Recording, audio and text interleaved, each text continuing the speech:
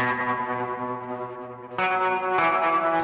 so we did about emoji reading ability and the social alchemy reading as well, and what that allows you to do. So, emoji reading is basically, well, besides being, enlightened, but you can see the obvious effect is you are not under a sleep spell. Everyone else is. Yeah, right now, nothing will tell you that as you go from your earlier percentages of reading and it is increasing, you can feel like you've been sedated by stupidity. And as you start reading more and more, and like genii pop out for you, and blah, blah, like life starts making more sense, and then you realize I'm not 100% yet, but you can feel it. It's the effect of actually coming off of like being like sedated with some sort of medication, and you can feel yourself returning to that. Okay, so that's a superhuman feat no one has done. You know, people have this paranoia about, I think we're all like in the Matrix, or aliens are controlling us, or another dimension, whatever. The reason that is there, I think, a large degree, and who knows, maybe that's happening, I don't know. There's no proof on that one yet, but I won't say it's not possible. But this definitely is happening, is humans are picking up instinctually that their programming, the way they're built to be, has been unilaterally suppressed. There's like this vague feeling that someone's doing it, and maybe it's Big Brother, maybe it's not, but I don't think Big Brother's doing all this, obviously, because, this is the whole planet. But like this pervasive thing of like,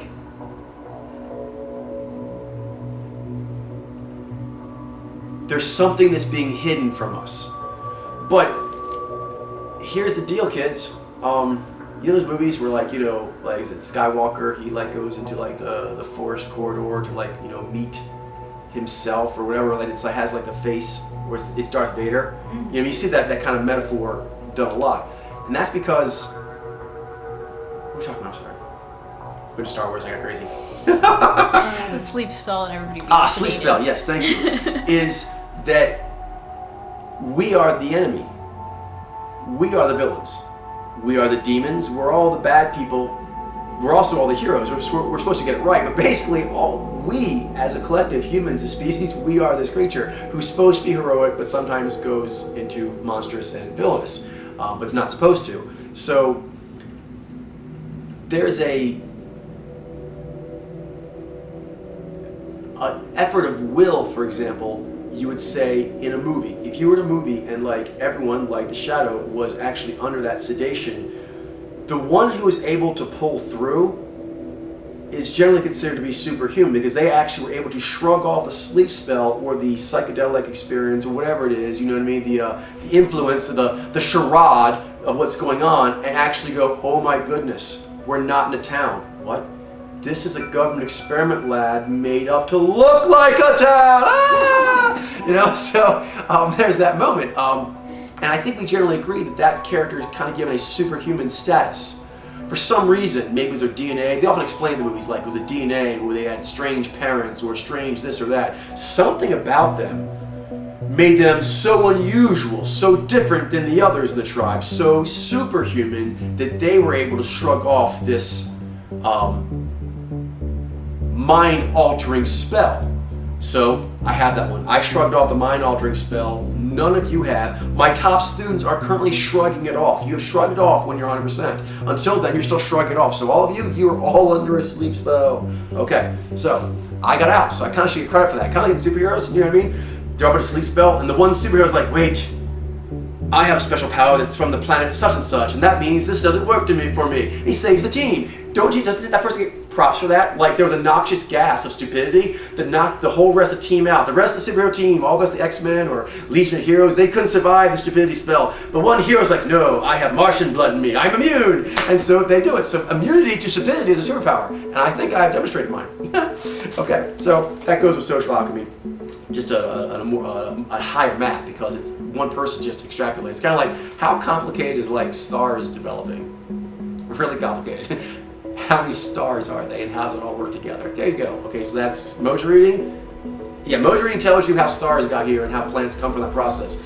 Social alchemy is like the universe, how it all fits together. All the universes, light, gamma rays, what's making what, the four forces, yada yada yada. So it's very complicated. 3 more powers I have all relate to spirit forming. I'll do them together because they relate, but they are 3 separate powers.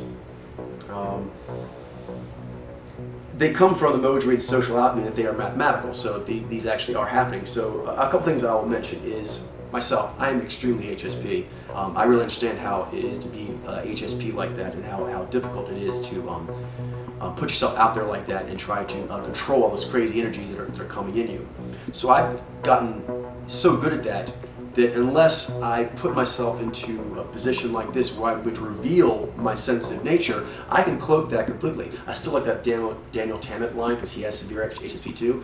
Larry's like, I hear you got like some HSP going on, and he's like, yes. And then they talk whatever, but he's already talked already, and then he goes yes to that question, and Larry goes, you don't really look like it. Thank you, I've worked on it. Something like that, you know what I mean? And it's like, it's so polished. But that doesn't mean he's not HSP anymore. It just means he's gotten really, really good at actually hiding it and kind of stylizing it.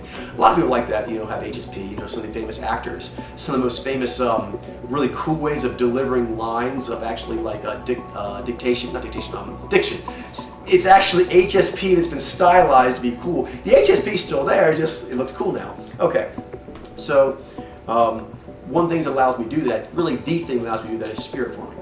So I'll start with spirit reading. There's spirit reading, spirit channeling, spirit summoning, and I can do all three, and these are superpowers. I'll start with spirit reading. The math I talked about before of social alchemy, at that largeness I said there, actually is only partial. Because I can read everything you're doing right now and everything you're doing right now. That's Mojo reading. I can read everything your 4 conscious powers are doing and your 4 conscious powers are doing together. Why? Why that's happening? That's social alchemy.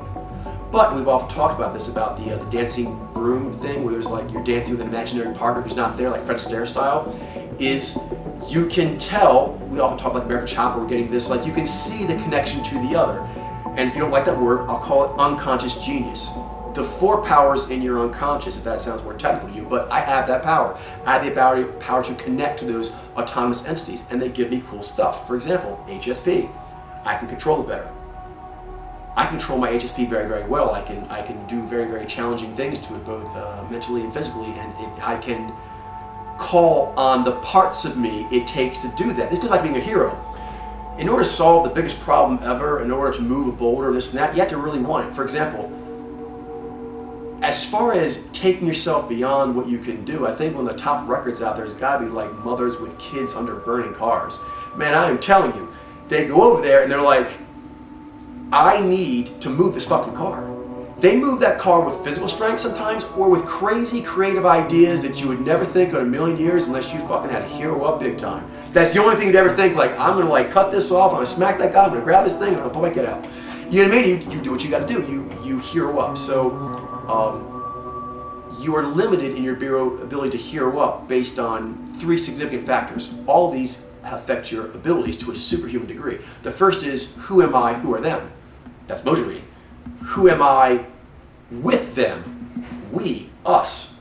That's weird, like I'm always a we, even when I'm alone. That's trippy, but you won't get your math right if you don't think like that. The last one is, these 4 powers that I really have a very difficult time actually acknowledging exist sometimes, because you don't have them.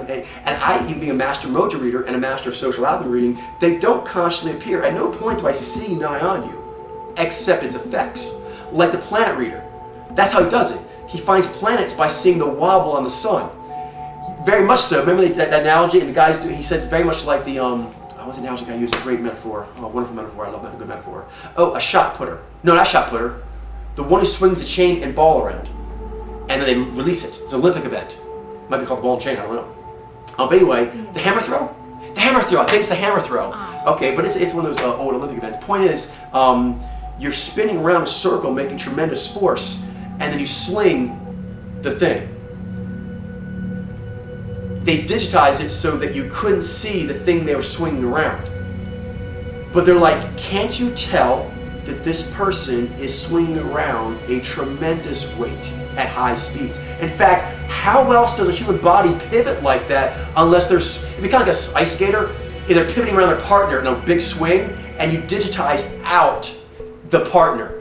But they're leaned back so far, generating so much power, yet not falling down. How does one generate so much power out of your normal standing zone, your normal axis, your normal baseline. Yeah, you're allowed to go so far out so powerfully and not fall down. How? You're counterweighted by the abilities of your other. So if you don't have that, you're not going to be able to get anywhere close to your top potential. So how does it go to being a superhero? Well, I'm going to make a correlation here. You can challenge me on this math, but you'll lose.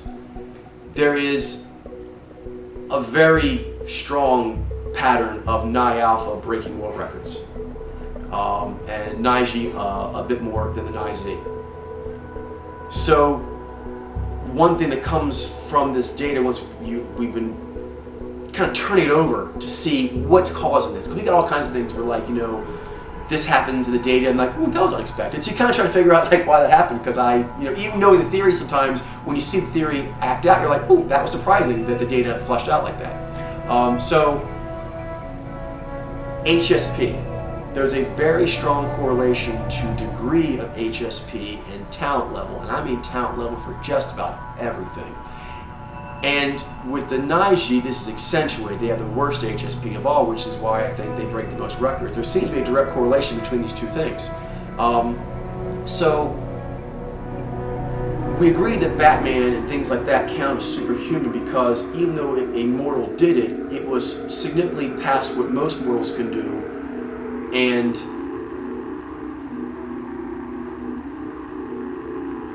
until that is matched by more than a small percentage of the population, it basically counts as an ability no one has.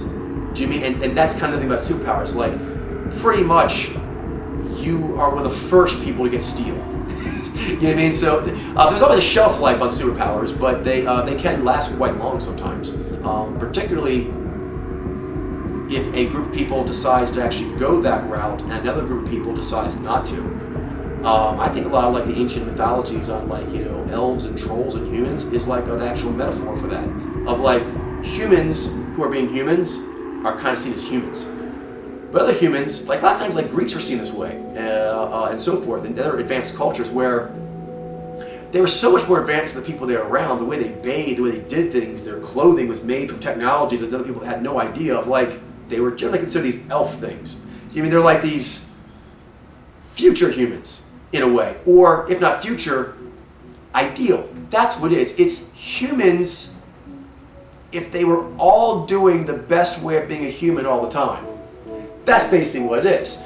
And trolls really are kind of like a metaphor for stress lock. So basically, you're stress locked, so you're a human, but at some point, I think humans tend to personify. At some point, that human is so messed up for such a long time, you almost want to make another creature. So I think it's how, like, in the Celtic tradition, you got yourself some trolls and some fairies, you know what I mean? But I'm crazy. Sorry. But long story short is my ability to read myself. For example, when I have HSP things happening, they're so powerful, particularly the more you allow it to happen, and you have to hit the higher abilities. There is a tremendous storm quality to it that is just unparalleled. And for this reason, it's why so many of us desire up so bad. But the secret to that is not to Zaya. The secret to that is to spirit form, is to become a master. First of all, start with this, a master weather reader. And that's what spirit forming is. You're kind of reading the weather because, like I said, if I see you having Ni, I can tell when you're in your Ni, when Ni is there. It just doesn't make your eyes go Ni. It makes your Ni eyes look like Ni is shooting into them. If that makes sense, like they look different, they clearly look altered, but I'm still not seeing directly the source. That allows me in myself, because I have HSP just innately from what my Tsunami does, and then from the environment sending things to read the weather. So this is for all mojos, but definitely not Ni G right now, and Nejez, because Nejez are really, really kind of like tightly wound. They're very neurotic, but actually their neuroses and their nervousness nature actually is where their powers come from.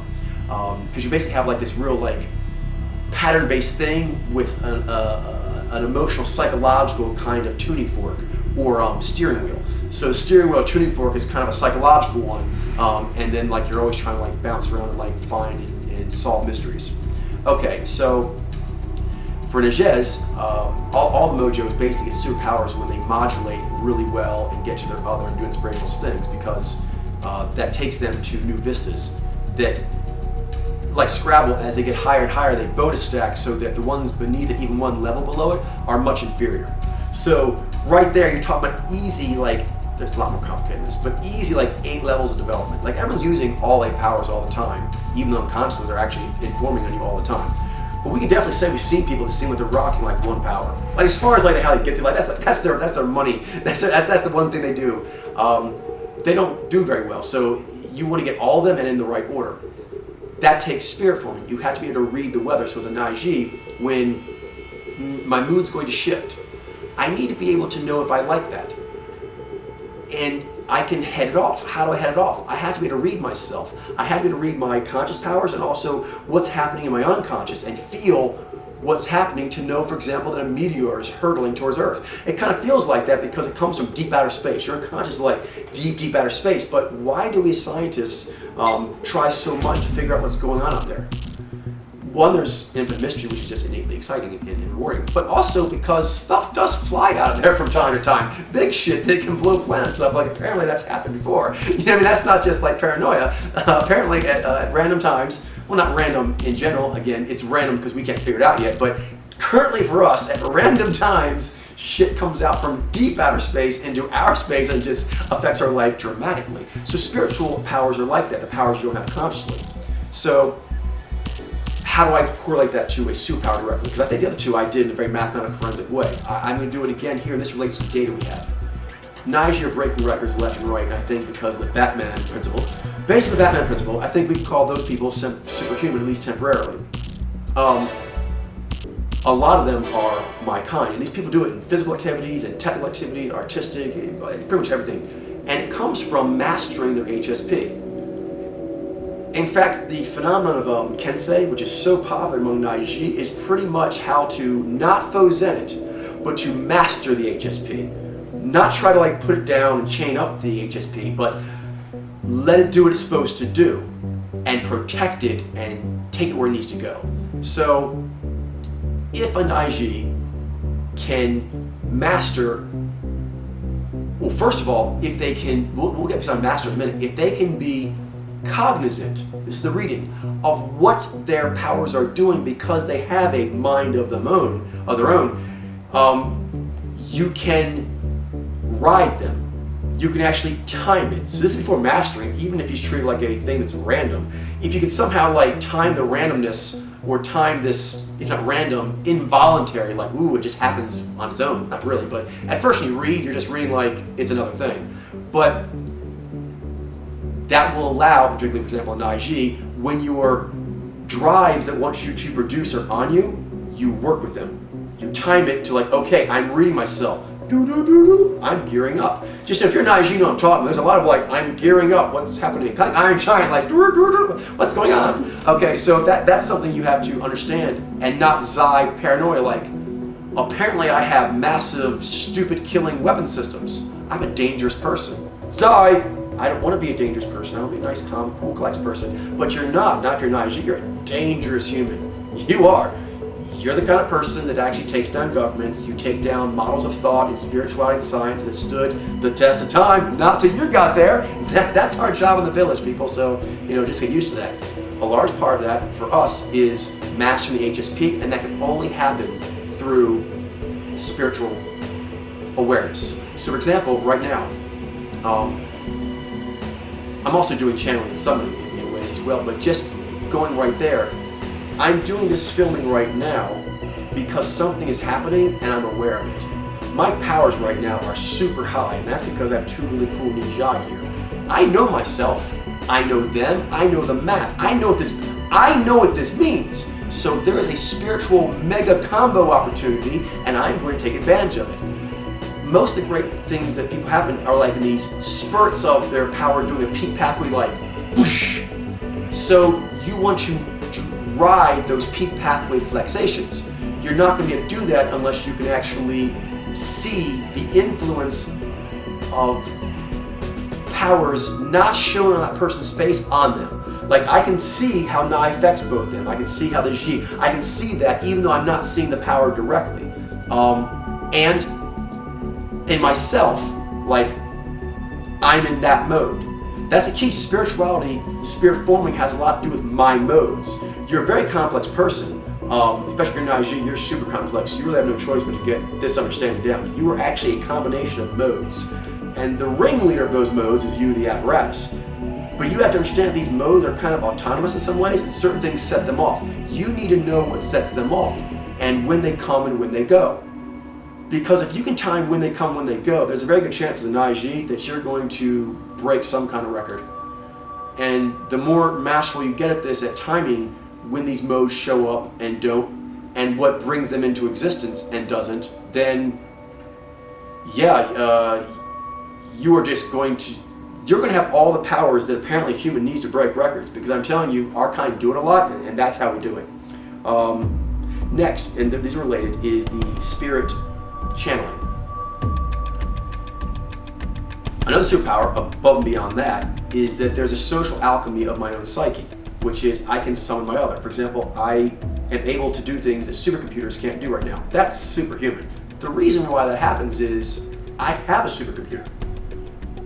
My supercomputer is my whole mind, of which the vast majority of that is actually in the hard drive, not the RAM. The RAM is like the apparatus. You know what I mean? That's what you're immediately using, but most of your programs, most of your huge library of sitcom shows and everything you love is actually in massive storage things that you can network to in various ways. So, in a purely mathematical sense, even take Daniel Tammet, even though he's not really going spiritual with it, he is going tacit. It's like this process where all my processes are happening at once. Okay, that's getting a little into the, you just gotta go with it. Okay, so yeah, you have to just go with it. Now with channeling, once you just go with it, not unlike again the sexual orgasm analogies, I apologize, but once you realize like what's going on, that happens when you touch it like that. Okay, oh goodness, okay, yes it does, that does happen when you touch it like that. But then you realize that you can do that at will. Not that I'll lay that out. I'm sorry, it's bad enough. It's so bad. I apologize, people. So, am I blushing? Anyway, there is though the effect of I now know I can do that. So once you know that you can do that, you can summon those creatures in yourself, which kind of is like channeling. You're going to really release the apparatus valve so that the unconscious powers can just flow through. We've all experienced this when you're in the flow and you're getting like really good results and you know you're doing something like I'm actually more dexterous, I remembered more. Like there's definitely, I did something better. Like I don't really have that power, right? I have these powers temporarily and I was like super me. That's spirit forming, okay? So you can actually feel those moments coming on and do something with them and you can entice them. You can entice them to come and release more into them. Okay, for example, I'm gonna go back to sexual analogy, but it's true. The more you do it and know what you're doing, it feels better. You know what I mean? You have more success at that activity in all ways. So the next thing is summoning. I guess it's gonna be another analogy with sex again. Oh goodness. Okay, but I use these because people hopefully can lock on this metaphor because two metaphors I use a lot. Well, three metaphors, because most people, no offense, are really stupid, so they're in a sleep spell, so I had to pick things that you can't possibly miss. So sleep and how you feel coming in and out of the process, sex, and eating. Because basically even you people do know that happens, and like, wow, I feel really different, okay, but that happens all the time, so you can actually walk around with those kind of heightened abilities all the time. In fact, you're supposed to. Most people are tired, and that sounds like a tremendous amount of effort. It's quite the opposite. You're spending a tremendous amount of effort holding yourself down. It takes a lot of effort keeping a dragon from flying away. In fact, every few weeks or so, he gains or she gains a lot of weight. You have to add more chains. It's a full-time effort of chaining up the growing dragon, because dragons grow quick compared to humans. Dragons grow quick, and they quickly bust out of chains. They don't like being chained. And so your whole life would be like Fozen Naiji, chain it. Geez, it got even bigger. You know what I mean? Now it has fire. Oh my goodness. Yeah, just casting spells. Yeah, your whole job would be just like doing Zai ward spells to keep your Nai dragon getting out of hand, which is going to happen anyway. All right. So we established that breaking world records is within the realm of superhuman. Naiji do it all the time. It has a lot to do with handling their HSP, and handling HSP is only handling and channeling is only possible through spirit forming. Because, for example, right now, that's why I mentioned them. I've gotten this far right now because of my connection to my other and knowing that, and for example, stepping away from other people who told me very different things. Very strongly, very passionately, they told me, this is the way to do things. I'm like, no, I need to stay in this bubble, this headspace. In this case with Nijai Nisamas, we're actually talking about physically. I'm physically getting like outward pings, and that's also helping me. And that's allowing me to do this right now. For example, this may not sound like a superhuman feat for most people, that's because they're not Naiji. It's a superhuman feat to actually talk like I'm talking now. Both sharing this much of myself and actually acting like I don't want to just completely leap out of my skin every single second. That's taking a lot of effort. Naiji, who know themselves at all, will know that sensation. But if that can be mastered, that seems to be the recipe of like nervous, nervous, nervous, and channel nervousness equals greatness. Okay, so that kind of greatness breaks records, which is superhuman. So I have that. And I can ride it when it comes, know it's coming, but I can call it. I can call it. In fact, I've had to a lot in my life to get where I am now, so I know I haven't, is dealing with situations that I really wish I was not in. They're so bad I black them out. I have a horrible memory, I don't remember a lot. But my spirits got me through it. They got me through it. In fact, your spirits will get you through a lot of stuff that is so intense, so heavy, so great, so wonderful, that actually your conscious mind can't hold it. Does that sound wonderful and super? It is, and the only way to do that is to get spiritually about it. Okay, but I have that power, and I also have the summoning power in general, which is bringing that out of other people. Now this makes an obvious analogy in people kind of spirit forms, because Naiji tend to do that, so like Jinai and Baji, it's kind of like where they hang out, do their thing. But it could be any mojo, directive, adaptive, logic-based, or values-based. It's recognizing what's happening, what is enacting. Sort of like you can go in as a logic-based mojo and go, the spirit of logic is wrong. And that's not wrong to think like that, because if you're like a Z alpha or Xi alpha, you're highly logical, but it's one or the other.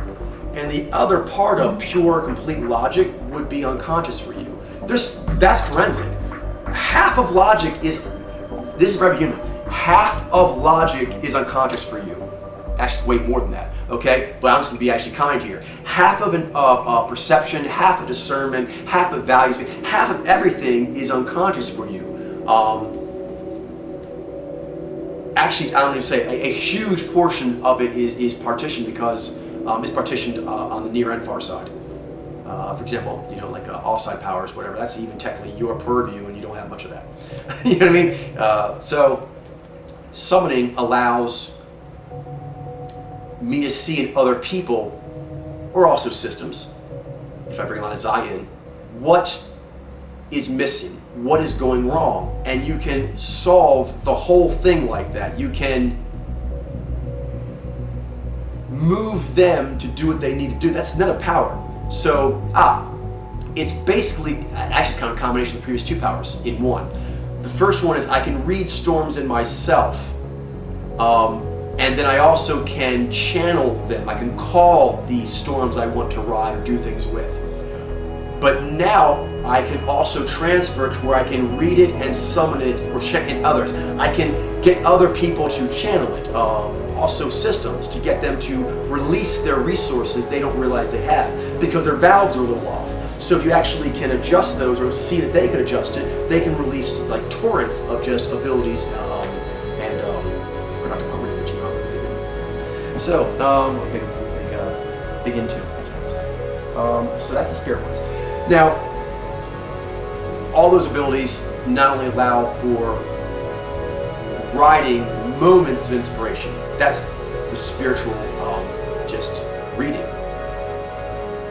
That can be made not just every few years, Halley's Comet comes by and I can ride some inspiration. Summoning is, no, that's like my pet dragon. Like, we actually go out every day for our little stroll, and it gets stronger and bigger. Now, this relates actually, that's probably why I had to film it before I could do this, it relates to the people pool bubble building, is stacking. is you cannot stack heroic large groups, states, countries, nations, things like this, intentional communities of any size, if you cannot get people other than you to flower their more heroic abilities. It's kind of like you had real estate and it's got like gold in it and oil in it and things that make for good technology chips and different things, and so you're going to use these things, or you want to use it for a natural park, whatever it is, but it has an asset to it. You have to sort of like allow it to do its thing. So for example, if you go into a wildlife preserve and it's all wonderful and beautiful, it's because there's this seasonal change that allows it to happen. But maybe one freakish year, it gets really hard, and actually this species may go extinct. It's that big of a deal. You can see that and actually step in and give them what they want. Maybe they need water or food. You get into that one season that they need to get through, and they survive and they go another millennium. Do you know what I mean? Because that one very freak hard event, they were able to survive. Spirit forming has a lot to do with handling high energy moments. So spirit form reading is actually noticing high energy moments. Spirit form summoning is actually getting yourself ready and pulling out of yourself and allowing to flow the higher you for that high energy moment. And then the summoning allows you to do that with other people, other systems, other entities of all kinds. And I think we could all agree, how else would one make a successful village? Right? Even if you're a really spiffy, like, awesome leader who somehow is like heroically cool in your own right, somehow in isolation, that doesn't mean the rest of the village can do something, because that person may ask the village to do something and they won't do it. Only if the person can call out the hero in them, train them to actually use their spirits more strong, then they can release their own inner dragons. Oh my goodness, I have an inner superhero power. Yes, you do. So once that happens, you become a tribe of superheroes. There are certain things that this gets in now with the ability that I want to get. I want to be able to do further superhero powers. Those powers, I'm sharing a lot here, so I hope you guys appreciate this, but I'm very ambitious this way. I want the ability to do massive good. I can do a lot of good now, just teaching as I have. I've actually broken a lot of ground, but I need to get into building large groups now in order, because for me, like Z and Vi, that's like very far for me. So, and that's why, like young, going to that too soon, like senior, it truncates the cycle. You want to go as big on the Nai as you can, as big on the G as you can, and get as big a turn of each wheel you can all the way to the end. But now I'm coming down to a further cycle for me, which is Z and Vi. And that is, there are ways I could help the world as a teacher if there was the Library of Alexandria. You could have the greatest teacher, but teachers need props to teach some lessons. You know what I mean? It's hard to teach certain lessons if you actually can't point at this night sky of stars, or, you know, how do you explain to someone how water works when you're in a desert? You somehow have to find somewhere there's water so you can see the actual phenomenon happening. Well, there are a lot of things that I want to know. I want to keep finding new solutions to math problems that are causing us issues so we can do better as a species, as a people. It's important to me.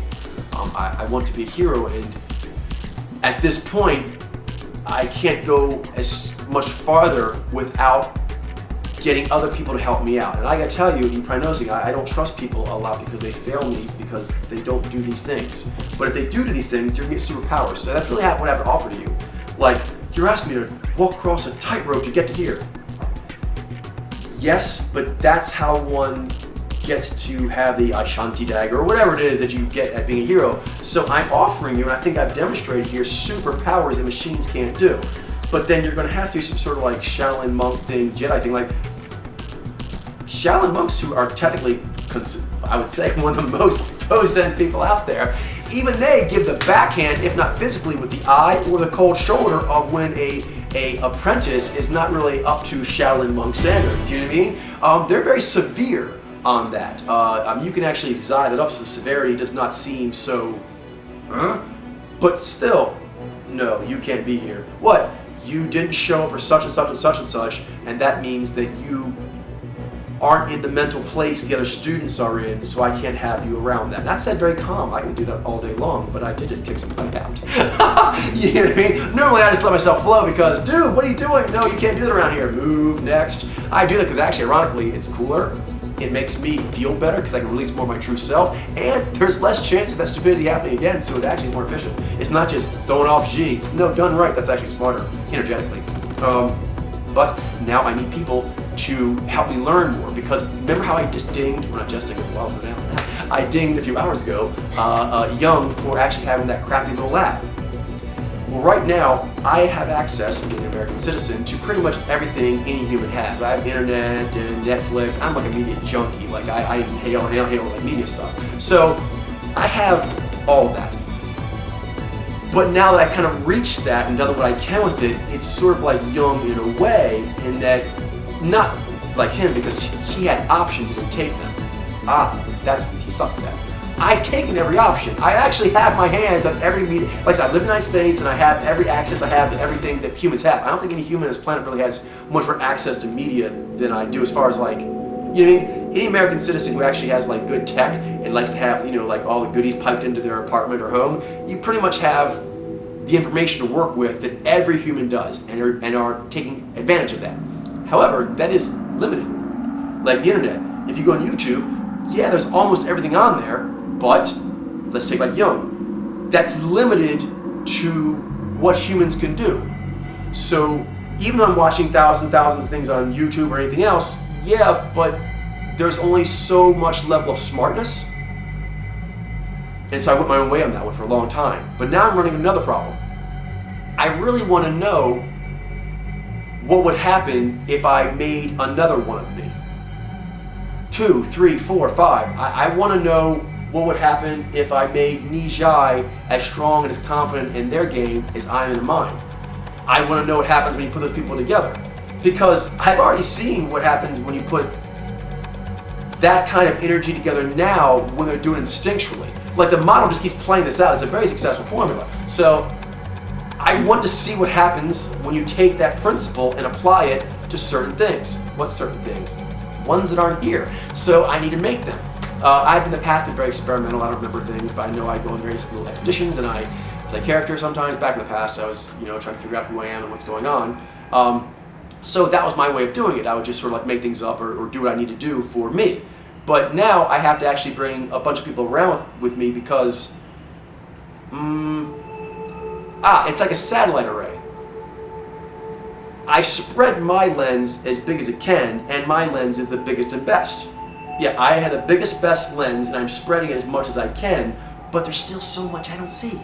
So I asked my other, who always helps me out with these things, how do I expand to see more? Because I've stretched, you know what I mean, in a directive way as far as I can go. How do I do that?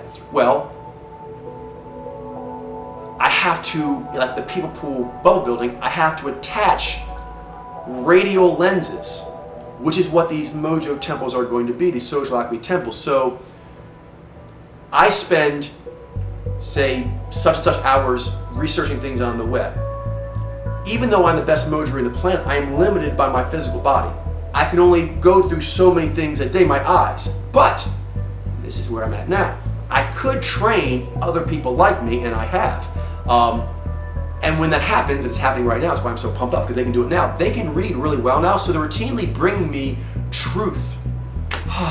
Thank fucking goodness. I'm so tired of humans saying, look at this. I'm like, ew, okay? I like when people bring me, look at this, is it good? Yes, it is good. So that's what I want. And if that happens, that means while I'm doing my own personal research, trustworthy people of mind and spirit and everything else are out doing Mojo journalism and bring back truth I couldn't gather on my own. I don't have the time, and I often don't have, in these cases, the powers. So I could train people who can do things I can't, on hours that I can't, to get me more truth. So when I'm working, I can get that put in, and that could be what I do with my day. See, right now, I'm actually going through, like, everything's available. But what could be available is like a temple of, say, Naiji, or Nijai, or Nijez, or everything out there, where even it's just the whole collective. Whatever it is, they're collecting that case, trying to solve the case of how to be the best Najee, the best Najes, the best humans, the best everything, the best interpreters, literals, the best that. And that's what they're doing. It's like everywhere in the world where you see that temple with that design, that color, humans in there are working on that case. Everywhere they're doing that. So it would make it, and this is what I want, and I didn't get this when I was born. I wanted this present, it wasn't here, you know what I mean? Like Jetson style, where are my flying cars? So, you know what I mean? I'm sorry, I wanted cool shit. So one of the things I wanted to have was, I wanted like my local, you know, Jedi Academy. I wanted to be able to walk down there and go, hello, I'm a mutant, like how do I use this stuff? I got tentacles coming out of me, it's weird shit. Like, it seems kind of cool, but it's freaking people out. Like, could you have a class on this? You know what I mean? And there isn't. So what I want to do now for myself and as a gift to humanity is to make it to where you wake up and you automatically know what you are by people around you being able to educate you. Everyone around you knows their mojo, so your people pool is a clean slate, not clean slate, but it's a pure sample pool. You're just getting pure samples like mommy is a Vi Z. The person over there selling candy that we really like, we hang out Sundays, they're a Jaini. Different things like this, like, and so truth. You're walking around with good truth, and everything you're putting on that is based on that, not based on, oh, I don't like the way they give you that candy. They're rude. They must be a Z mojo. This is what people are doing. It's so stupid. So we want us to get away from that. Anyway, moving on to those powers. The first one I mentioned is bubble building, is the ability to create an environment, which I'm doing now at the website, where the people I want can come. Because I know what it would take to get me, or someone like me. I know what it would take to get my other, or someone like her. So that's what I'm building for. So at some point we're going to find out where these people are hiding, and then they're all going to come over and it's going to be a great party. This will allow me to do inhuman things, because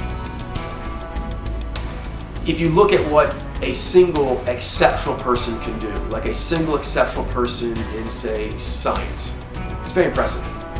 But I think we all know, if we study the history at all, that like when you get 2, 3, 4 exceptional people who can get along, huger breakthroughs. Do you know what I mean? Like, because that's think tanks. I'm talking about think tank, but just how I can personally outdo other people and thus makes me superhuman. You can bubble build with other humans and make think tanks. And just like you can compare person to person, you can compare think tank to think tank. If a think tank dramatically dwarfs all other think tank, that think tank, until further notice, is superhuman.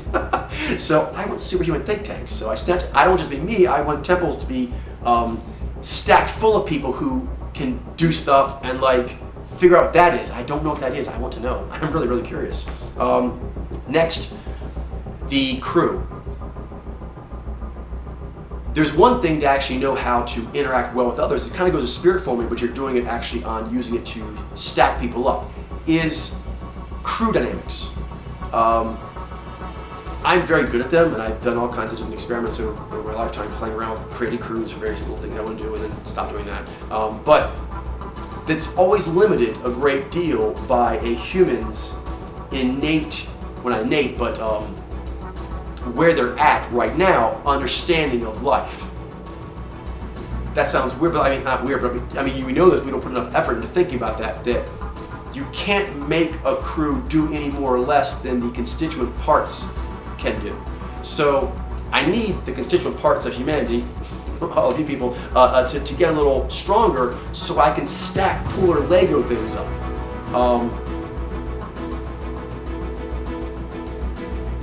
That's going to be unprecedented, because I thought you already said the power. Yeah, I got the ability to do that normally, but this is going to actually create super crews.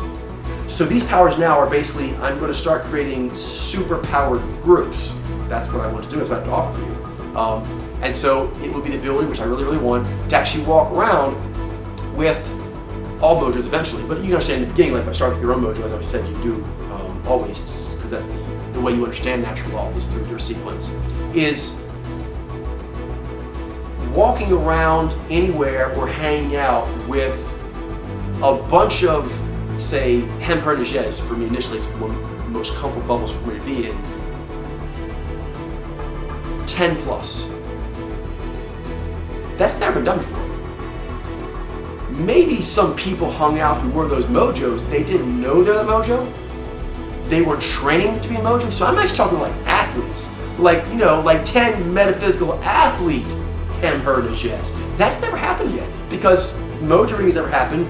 Like over there, say in those different typology forums, we have 1,000 INTPs. No, you don't. I mean, seriously. So, first of all, you don't have what you think you have, and I want to make a pure sample, not an impure sample. That's my first goal because that's unprecedented. Making a pure sample is unprecedented. But then, I am ambitious.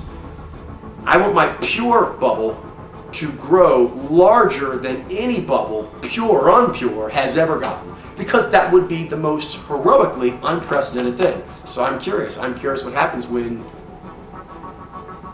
1,000 Podlayer who all can read Mojo show up into a convention. Sure, there's going to be all kinds of just partying, obviously, but I think there's going to be all kinds of crazy inventions and stuff because of the amount of energetic transfer.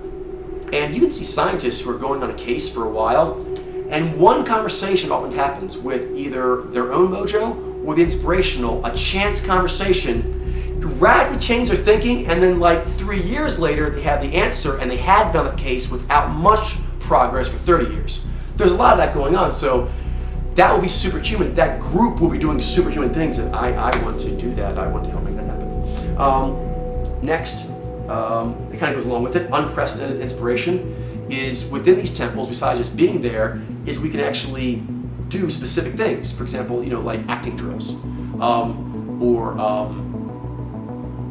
making food, making rituals, playing music, anything we really want to do, but we're going to get that many people together of that development doing that art form. So, yes, I want to create group kenseis. You know what I mean? As a group, to where like all Mojos, they can get whatever Mojo they want, but we're actually all working on concert, and the art form we kensei on is actually a group art form. That can only happen if everyone can read, knows what the art is, developed, and can stack on each other. But if so, everything great that got here pretty much happened from that being done to some degree, lesser or greater. So I actually want to make it purer than it's ever been done with the math, and then bigger. So I've been focusing on pure, which is the first kind of half of my life in a lot of ways, or the first leg of this, which is actually figuring out the math like Grigori, like what is the truth. I kind of actually had to go my own way, but now that I have it, I want to stack it. I want to take the 2 + 2 = 4 thing and just go, what else does that mean? I want to stack like all the stars. I think there's some 2 + 2 = 4 in that. You know what I mean? Like you can stack really cool stuff once you have it. But you can't figure out stars if you think 2 + 2 = 5. I mean, that'd be ridiculous. You can't even like fucking go to the grocery store and do change back, right? So, all right. Next, astral projection. I kind of have that power a little bit now, and I want it more. If you think of astral projection as sort of like Ethernet or internet, where you're kind of traversing intangibly. The ability to do that and touch on the person's mind remotely is kind of like what you classically see as astral projection, where like I'm traveling from here to there, but my physical body stays. Well, when you transfer image to image, you are doing that. The issue is, in astral projection, what makes it magical? Super. It's a pure transfer. You're sitting here physically, and then you astrally project out you. And that you, who talks to them, can both see them perfectly and be seen and understood yourself perfectly. That's actually technically almost the definition of astral projection. You physically don't move, but you can go out from your body and both understand what you're looking at and be understood perfectly. Okay, well, I have astral projection because when you connect cable, people who are like, media files know this, you can have a pure signal from, say, wherever, like cable or whatever, and it's coming into your TV. But if it goes through some various ports, like memes, or your own understanding of your peak pathway, the stations, if they're not good, then the signal is lost. It doesn't matter how pure the signal was, it's well known in this kind of thing, you are limited, just like internet, like bandwidth or whatever, you're limited by what the pipeline is. The pipeline will make it be perfect or not perfect. Up till now, this has not been possible, and thus astral projection is sort of mythical. Not now, because I can go out with just my video image to far, far away. I'm not physically there, but I can A, see her completely, I'm understanding the math that's going on, and when she's looking at me, she's seeing the math that's going on. And now she can mojo read, which is a high math that was transferred. Because, first of all, why does anyone do astral projection? Seriously, back in the day, you know, druids and shit, and, you know, monks and psionists and everything else cool. Why does one astral project? Why does Doctor Strange astral project? Generally, it's to get higher information, or to transmit higher information in a way that somehow is not available any other way. Those are like the definitions of astral projection. So, to get information and to transfer information, that technically is so pure. This is often the connotation. It's so pure that the stimulus of the environment, that nasty scientific end of the spirituality index, whatever, if you took the astral projection out into the immediate environment where the environment could really see it, it would warp it too much. So you have to keep it astral, it's very nigh, so that nothing gets on it. You basically transfer the information from one port to the other with touching as little as possible, so maximum fidelity of the information. Okay, so I can do that now, and in the future I'm going to be able to do that, and she's going to do it with Skype, and then with Skype with little like holograms, 3D, we're literally going to project and be talking and reading that and knowing exactly what everything means and gaining information like that. For example, if you call someone on the phone, which I loathe, or do something like hear them on the radio, we all agree that there was a lot lost because you didn't see the person, you couldn't know what was going on exactly. But that's happening in person. Both mojo reading and the ability for people to both be this far away but both be mojo readers and know what's going on, actually there is a clean transfer of the information. Which means, and again, astral projection often has this quality, like you just zap people out of nowhere, is I basically unlocked her from abroad with Nisha's help as well. Those were done with never being in the room with a person. We were able to go inside her mind and have a mind conversation that was more accurate than people who are around her all the time. This is astral projection. That means I had more influence on her than people who are physically able to touch her and pay her money for jobs or whatever. I think I'm touching that now and I want credit for it. So I want more of that and I'm going to get it. How much time do we have? It's very possible. 8 minutes. 8 minutes. Plus the additional 5. Okay, let me see. I'll probably just do the other one another roll. Let me see. Oh, I have a little just lyric that my other wanted me to say, now that you understand how I work, which is, we roll as we roll, and we modulate as we must. As we must, and not jumble. Moving on.